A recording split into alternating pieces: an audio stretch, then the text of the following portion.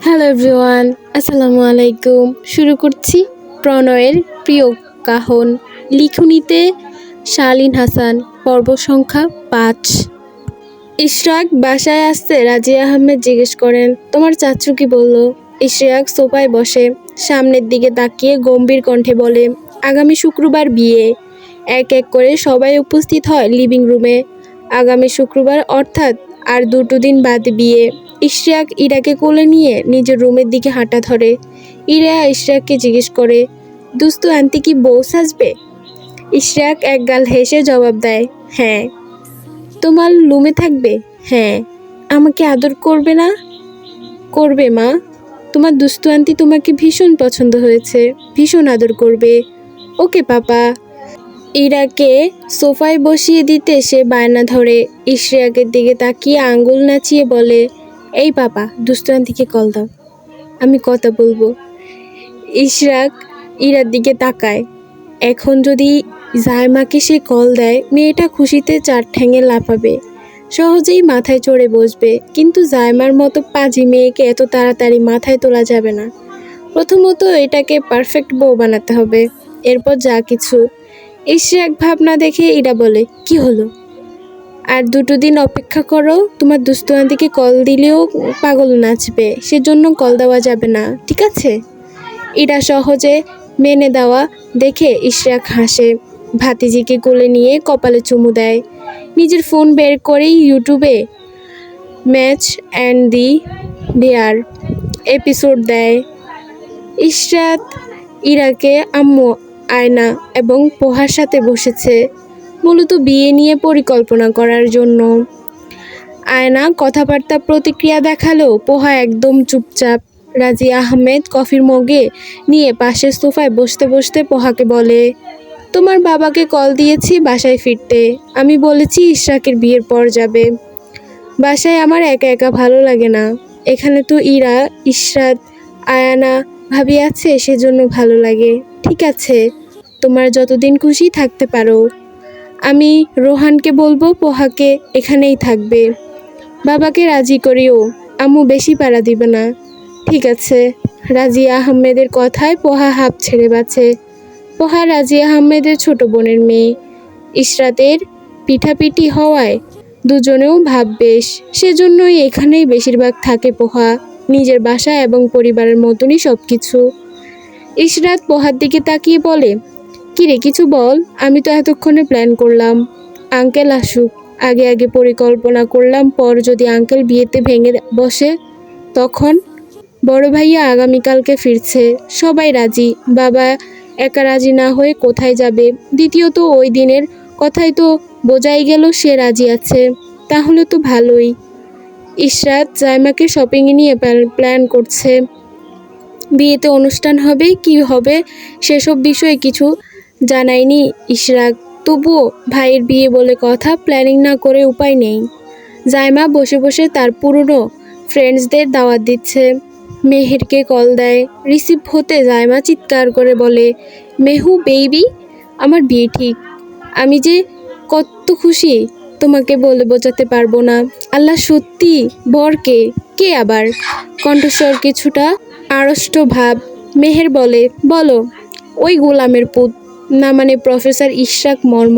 কিরে, রিলেশনশিপ? না রে ভাই, আমি তো বিয়েতে রাজি না, কিন্তু প্রফেসর বলেছে আমাকে ছাড়া নাকি সে বাঁচবেই না, বিয়ে করলে আমাকেই করবে। বলো তো কেন আমাকে বিয়ে করতে রাজি হয়েছে? অবশ্যই প্রপার্টির জন্য। দেখতে আলাবোলা হলে কি হবে, লোভ আছে অনেক। আরে তুমি কী সব বলছো? ওনার ফ্যামিলি ব্যাকগ্রাউন্ড সম্পর্কে আইডিয়া আছে তোমার? জামা বিরক্ত হয়ে বলে, আছে। তোমার নেই সেটা বলো। ওনার বাবা একজন বিজনেসম্যান, ওনার ভাইও same, family standard. Professor Ishraq Khan মর্ম। ওবার ব্যাপারটাই অন্যরকম, আর তুমি তাকে লুবি বানিয়ে দিচ্ছ। আমার বিশ্বাস হচ্ছে না। তুমি যে বললে উনি তোমাকে ছাড়া বাঁচবে না, এই তুমি বিয়ে নিয়ে প্র্যাঙ্ক করছো না তো? তুমি ওনার হয়ে সাফাই গাইছো? কি হয় উনি তোমার? কিছুই হয় না, উনি ভদ্রলোক। জায়মা, তোমার বিহেভিয়ার চেঞ্জ করো। তোমার দাওয়াত ক্যান্সেল, একদম আমার বিয়েতে আসবে না। আরে তুমি রেগে যাচ্ছ কেন?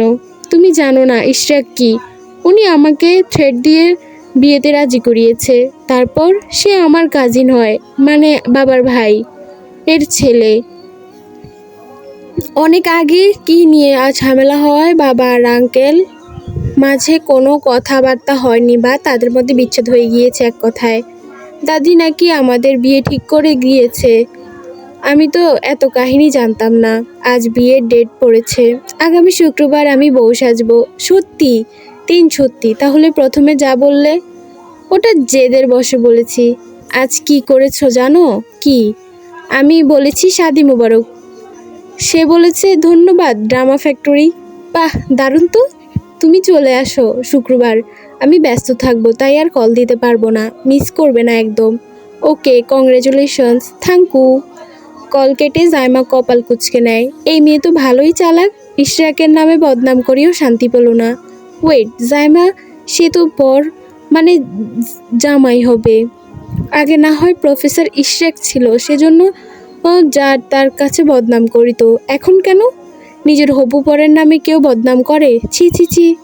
এই তোর এত বছরের ভালোবাসা জামাইয়ের প্রতি? নিজের মাথায় চার মেরে বলে, পুরনো অভ্যাস বাদ দিতে হবে, না হলে বেটা আমায় জিন্দা মারবে। এতদিন আমি মানুষ মারতাম, এখন সত্যি আমাকে মারবে। জাইমা বেশিক্ষণ বসে থাকতে পারেনি, ছুটে যায় রূপার কাছে। গিয়ে রূপাকে গলা জড়িয়ে ধরে বলে, রূপা বেব, আমার বিয়ে হবে সত্যি। আমার বিশ্বাস হচ্ছে না, তুমি এখন অবধি নাচছুনি কেন? সত্যি তো। এই চলো তুমি মিলে আমরা উড়াদুরা নাচি। কিন্তু রূপা, আমি ট্রিট দেব তোমায়। 2 মিনিট বসো, আমি অর্ডার করছি। জাইমা ফোন হাতে নেয়, অনলাইনে ফাস্ট ফুড অর্ডার করে দেয়। ছুটে যায় দাদির রুমে। রাহেলা খানে হাত ধরে টেনে নিয়ে আসে রূপার রুমে। দাদিকে খাটে বসিয়ে বসিয়ে বলে, দাদি নাচবো আমার সাথে। কেন কেন? আর তুমি ভাবো আমার বিয়ে ঠিক, যে বিয়ের জন্য 1 বছর ভার্সিটি যাইনি, কিন্তু আমি এই বয়সের তোমার সাথে নাচলে বেমানান হয়ে যাবে। দাদি থাকলো তার সাথে নাচতে নাকি? বাহ, এখনো কত রোমান্স তোমার মনে। ছি নাতনি। জাইমা ছুটে যায় নিজের রুমে। একটা সাউন্ড বক্স এনে দরজা লক করে দেয়। বাহিরে আওয়াজ যাবে না। সাউন্ড বক্সে গান ছেড়ে রূপা নিয়ে উড়াদুরা নাচতে থাকে। রাহেলা খান জাইমার খুশি দেখে হাসছেন। জাইমার অর্ডার দেওয়া খাবার আসছে, সেগুলো রিসিভ করে ভেতরে আসে সে। রূপা রুমে বসেই খাবার খেতে শুরু করে। কখনো নাচছে, কখনো খাচ্ছে। ইশরাকের বাড়িতে বৈঠক বসেছে। সাজেদ খান বিয়ে নিয়ে কিছুই বলেননি, তবে তিনি মনে মনে সিদ্ধান্ত নিয়েছেন সে বাড়িতে আগে যাবেন না তিনি। সাজ্জাদ খান আগে তার বাড়িতে আসবে এখন, কারণ সাজ্জাদ খানের নিয়ে বিয়ে দিচ্ছে। অবশ্যই শর্ত তাকে আগে পূরণ করতে হবে, সে তো ছেলের বাবা। সাজ্জাদ খানের চুপ থাকাতে পোহা মেনে নিতে পারছে না। সে তো ভেবেছিল একটু দ্বিমত করবে, কিন্তু এরকম কিছু হলো না। ইশরাক তার চোখের সামনে অন্য কাউকে বিয়ে করে নেবে, তাও ওরকম উড়নচণ্ডী মেয়েকে। তার মতো ম্যাচুরিটি লেস মেয়েকে বিয়ে করে ইশরাকের জীবনটাই শেষ হয়ে যাবে। শুধুমাত্র ইশরাকের জন্যই সে এই বাড়িতে মাসের পর মাস থাকে। কিন্তু লাভটা তো হলো কি? এই মুহূর্তে বিয়ে আটকানোর মতো টপিক বা আইডিয়া মাথায় আসছে না। কিন্তু একবার বিয়ে হয়ে গেলে সে চাইলেও কিছু করতে পারবে না। ভিতরে ভিতরে ভীষণ রকম জ্বলে পড়ে যাচ্ছে পোহা। ইশরাকের দিকে তাকালে দেখে সে তার বাবার সাথে কথা বলছে। সাজেদ খান জাইমাকে দেখেননি, সেজন্য ইশরাকের কাছে আবদার করে, জাইমার ছবি তুলুনি, আমি দেখব ওকে। ও কি এখন জায়গায় স্থির হয়ে থাকবে নাকি সে ছবি তুলব? বলো কি উড়নচণ্ডী? তখন আনায়া বলে, ভাইয়া তুমি বললে ও অবশ্যই তোমাকে ছবি দিবে, আদার হোক, তোমার বউ বলে কথা, হবু বউ। সে গম্ভীর, তেমন উড়নচণ্ডী বউ। তখন পোহা বলে, মেয়ে মানুষ উড়নচণ্ডী ভালো লাগে না, নম্রভদ্র মানানসই। ইশরাক ভাইয়ের সাথে উড়নচণ্ডী একদম যায় না। সাজেদ খান ছেলের মুখের দিকে তাকান, জিজ্ঞেস করেন, তুমি কি আমাদের কথা ভেবে বিয়ে করছো নিজের অমতে? না, কিন্তু মৌসুমী অরুণচণ্ডী, তবে ওর মনটা সুন্দর। ওর সাথে খুব একটা কথা হয়নি আমার, তবে যতটুকু হয়েছে ওর ভেতরে প্যাচ কম, আলহামদুলিল্লাহ। কিন্তু ও তো সেদিন আমার সাথে ঝগড়া করলো। সবার সামনে কিভাবে পোহার কথায় ইশরাক বিরক্ত হয়, কোনো জবাব দেয় না। কি বুঝেছে জাইমা পড়াশোনা ছেড়ে বিয়ে করতে চায়, এত প্যারা নিতে চায় না। যতই হোক লাফাক, ইশরাকের একটা ধমক সে একটু হলেও সোজা হয়েছে, সহজেই মিশে যায় সবার সাথে, মনটাও সুন্দর। বসে থেকেই দাদি থেকে জাইমার হোয়াটসঅ্যাপ নাম্বার নেয় ইশরাক, পেতেই সেটা সেভ করে ডামা ফ্যাক্টরি দিয়ে জাইমাকে মেসেজ দেয়, মিস মৈশানি আপনার পিকচার্স লাগবে। ইশরাককে মেসেজে দেওয়ার অনেকক্ষণ পর জাইমা সিন করে, রিপ্লাই করে, কেন মিস করছেন বুঝি? আমার জন্য না তো, বাবা দেখবে আপনাকে। সত্যি? হ্যাঁ। জাইমা নিজের সুন্দর সুন্দর ছবি 30টার মতো পাঠায়, এক্সাইটেড পাঠিয়ে দেয়। আর লাগবে? এত পিকচার্স চাইনি, আমার ফোনে স্টোরি পেজ তো আপনি শেষ করে দিলেন। জাইমার সাথে সাথে পিকচার সব আনসেন্ট মেরে দেয়। ইশরাক খা হয়ে যায়, রিপ্লাই করে, আপনি অ্যাটিটিউড দেখিয়ে পিকচার্স ডিলিট করে ভাববেন না আমি আবার পিকচার্স চাইবো। আপনাকে আমি বিয়ে করব না, ধন্যবাদ। কি? ইশরাক সিন রিপ্লাই করে না, মেসেজ করে না, দেয়। এদিকে জাইমা আবার সিন করে রেখে দিলে রাগ হয়। লাস্ট মেসেজ নিজের থাকলে ঘুম আসে না তার। ইশরাক সাজেদ খানে জাইমার পিকচার্স দেখায়। খান পরিবারের সব সদস্যই ফর্সা, জাইমাও তার ব্যতিক্রম যায়নি। জাইমাকে দেখে সাজেদ খান ইশরাকের দিকে তাকালো, তার ছেলের বউ হিসেবে পারফেক্ট আছে। জাইমার হাইট তোমার সাথে ঠিক আছে?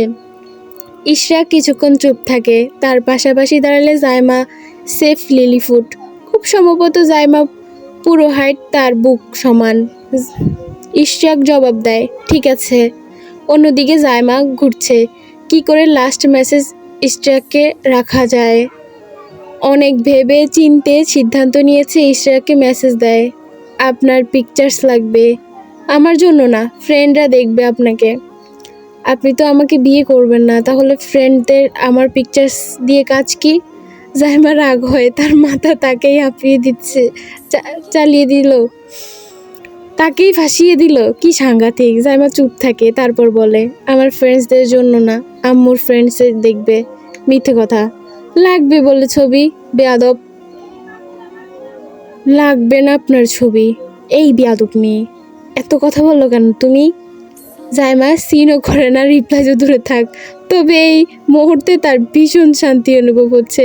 লাস্ট মেসেজ নিজের থাকলে শান্তি লাগে নাকি? ঠিক মতন ঘুম হয় না, সারাক্ষণ মাথায় ঘুরঘুর করে। লাস্ট মেসেজ আমার ছিল। ধন্যবাদ সবাইকে। আমার আশেপাশে প্রচুর ভয়েস নোট, সো আমি এই জন্য ভিডিও দিতে পারি না। তারপরেও ভিডিও করতে বসলাম, মোবাইলে চার্জ শেষ হয়ে গেল, আবার অনেক ঝামেলা। সরি আমি, আমার পর্বগুলো দিতে এতই লেট হয়। আর আমি ট্রাই করব প্রতিদিন একটা একটা করে পর্ব দেওয়ার, ভিলেন ক্যান বি টুর পর্বগুলো দেওয়ার, প্রণয়ের প্রিয় কখনো দেওয়ার, এটা শেষ করে দিব। সরি সবাইকে, সবাই ভুল ত্রুটি মাফ করে দিও।